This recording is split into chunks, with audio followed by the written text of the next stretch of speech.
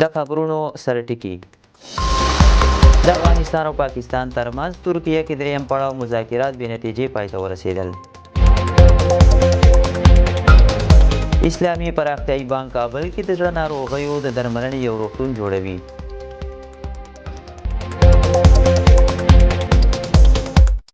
راشد خان د خان فاونډیشن په نوم یو بنسټ پرانیسته.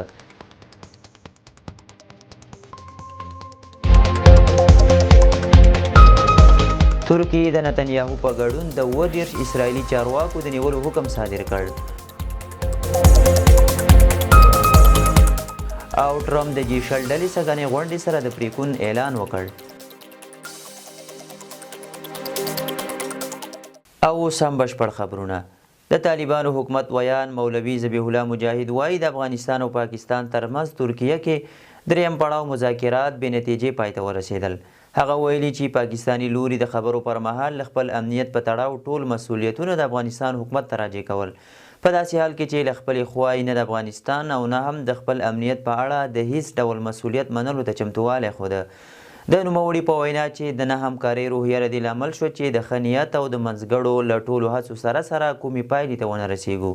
هغه زیاتوي د طالبانو حکومت یو ځل بیا ټینګار کوي چې هیڅ چاته به اجازه نه ورکوي تر څو د افغانستان له خاورې څخه د بل هیواد پر خلاف استفاده وکړي او نه به بل هیواد ته اجازه ورکړي چې د خپلې خاورې څخه د افغانستان د ملي حاکمیت، خپلواکۍ او امنیت پر ضد اقدامات او یا ملاتړ وکړي. پاکستان د طالبانو له حکومت څخه غواړي چې تحریک طالبان پاکستان مهار کړي، خو کابل یې دا داخلي موضوع ګڼي. له همدې امله درې پړاو مذاکرات بغیر له کوم پرمختګ څخه پای ته ورسېدل. اسلامي پراختیایي بانک کابل کې د زړه ناروغیو د درملنې یو روغتون جوړوي. مالیې وزارت خبر ورکړی چې اسلامي پراختیایي بانک کابل کې د 40 میلیون امریکایي ډالرو په ارزښت د زړه ناروغیو د درملنې سلبیستریز معیاري روغتون جوړولو ته بشپړ چمتووالی ښودلی دی. د خبرپاڼې له مخې اوس مهال د مالیې وزارت، اسلامي پراختیایي بانک، قراردادي شرکت او اړوند دولتي ادارو د ټاکل شویو ګډو کمیټو له لوري د دې پروژې د لومړنۍ سروې، نقشې او ډیزاین جوړولو چارې پیل شوي چې د 6 میاشتو په موده کې به بشپړې شي. مالیې وزارت همداراز ویلي چې د دې معیاري روغتون په جوړېدو سره به د زړه او سینې ناروغانو درملنه په کور دننه په کم لګښت ترسره کیږي او همداراز به په دې روغتون کې د تخصصي زده کړو اسانتیاوې هم برابرې شي. د افغانستان کرکټ ملي لوبډلې لوبډلمشر راشد خان د خان فاونډیشن په نوم یو بنسټ پرانیسته. نوموړی وایي له دې بنسټه یې موخه د بېوزلو لاسنیوی، روغتیایي فعالیتونه، د زده کړو ملاتړ او مرستندویه کارونه دي. د کرکټ ستوري راشد خان دغه بنسټ پرانیسته په هالینډ کې ترسره کړه چې د مراسمو پر مهال د ملي لوبډلې تکړه توپوهونکي ابراهیم زدران ترڅنګ پکې لوبغاړو او پیژندل شویو څیرو برخه اخیستې وه. خان زیاته کړه موخه یې دا ده چې د روغتیا په برخه کې نیمګړتیاوې له منځه یوسي، په ځانګړي ډول په لرې پرتیو سیمو کې چې ډیری کورنۍ له بنسټیزو روغتیایي خدمتونو محرومې دي. د خان فاونډیشن لومړیتوب د روغتیا، تعلیم او بیړنیو مرستو پر وړاندې کولو دی، خو راشد خان ټینګار کړی چې روغتیایي برخې ته به ځانګړې پاملرنه کوي.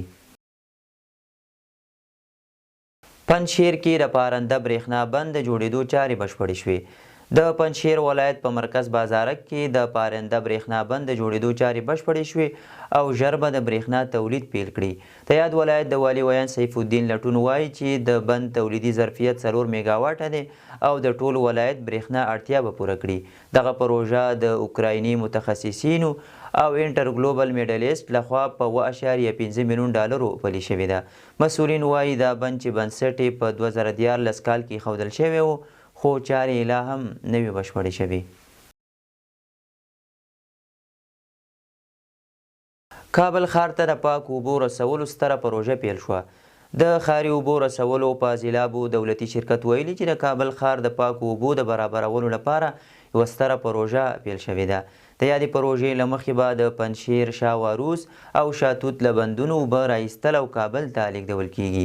د یاد شرکت رئیس غلام رحمان کظیم ویلي چې د دې پروژې د سروې چارې په 18مه، 11مه او 15مه ناحیو کې تر 80 سلنې بشپړې شوي دي او له شاتوت بند څخه د اوبو د انتقال سروې هم روانه ده. د مسؤلینو په وینا چې د پروژې له بشپړېدو سره به د کابل ټول اوسیدونکي له پاکو اوبو برخمن شي. د ایران معراج هوایي شرکت د تهران او مزار شریف ترمنځ مستقیمې الوتنې پیل کړې. د راپورونو له مخې په لومړۍ الوتنه کې د دواړو ښارونو ترمنځ 160 تنه مسافر لیږدول شوي دي. د مزار شریف د مولانا جلال الدین بلخي هوایي ډګر چارواکي وایي چې له دغه هوایي ډګر څخه د کورنیو او نړیوالو الوتنو شمیر مخ په زیاتېدو دی.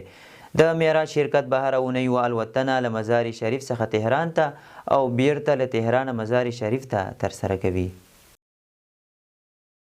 اسف درانی د پاکستان او افغانستان ترمنځ پر دوامداره خبرو ټینګار کړی دی. افغانستان لپاره د پاکستان پخوانی ځانګړي استازي اسف درانی په یو ایکس پوسټ کې څرګنده کړې چې د پاکستان او افغانستان ترمنځ روانه شخړه یوازې د خبرو د دوام او متقابل تفاهم نه لارې حل کیدای شي. نوموړی ټینګار کوي چې دواړه ګاونډي هیوادونه باید هیڅکله د خبرو مخه ونه نیسي او په وینا یې که خبرې وځنډول شي د دواړو هیوادونو دښمنان ترې ګټه پورته کوي. هغه همدارنګه د ګاونډیو د رول په اړه وویل چې هیڅ هیواد باید د خبرو له فرصت څخه انکار ونه کړي ځکه چې تاریخ ښوولي چې د مخنیوي په صورت کې ستونزې زیاتیږي. دغه څرګندونې د افغانستان او پاکستان ترمنځ د وروستیو شخړو او د ستونزو د هواري په اړه د بحثونو په منځ کې شوي دي چې دواړه هیوادونه په سیمه ییزو او نړیوالو خبرو کې تر اوسه کومې مثبتې پایلې ته نه دي رسېدلي. ترکیې د نتنیاهو په ګډون د 30 اسرائیلي چارواکو د نیولو حکم صادر کړ. د الجزیرې خبري شبکې د راپور له مخې ترکیې په غزه کې د جنگي جرمونو او نسل وژنې له امله د اسرائیل د لومړي وزیر بنیامین نتنیاهو په ګډون د 30 اسرائیلي چارواکو د نیولو حکم صادر کړی دی. د راپور له مخې په دې لیست کې د نتنیاهو سربیره د دفاع وزیر اسرائیل کاц، د ملي امنیت وزیر ایتمار بن ګویر او د پوځ لوی درستیز ایال زمیر هم شامل دي. په اعلامیه کې ویل شوي چې اسرائیلي ځواکونو په غزه کې ملکي وګړي او روغتونونه په نښه کړي او د بشردوستانه مرستو خنډونو په ګډون نظامي کړنې ترسره کړي دي. شمالي کوریا او روسیې د همکاریو پر پراختیا خبرې کړي دي. د شمالي کوریا او روسیې لوړپوړو پوځي چارواکو د شمالي کوریا پلازمینه پیونګیانګ کې د همکاریو د پیاوړتیا په اړه بحث کړی دی. د رویټرز خبري اژانس راپور له مخې دواړه هیوادونه غواړي د روسیې او اوکراین جګړې په تړاو خپل یووالی پیاوړی کړي.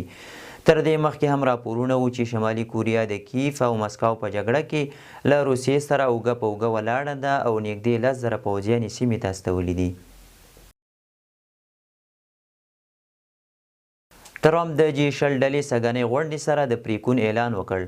د امریکا ولسمشر ډونالډ ټرمپ ویلي چې هیڅ امریکایي دولتي چارواکی به د G20 ډلې په غونډه کې چې د روانې نومبر میاشت په پای کې په جنوبي افریقا کې ترسره کیږي ګډون ونه کړي.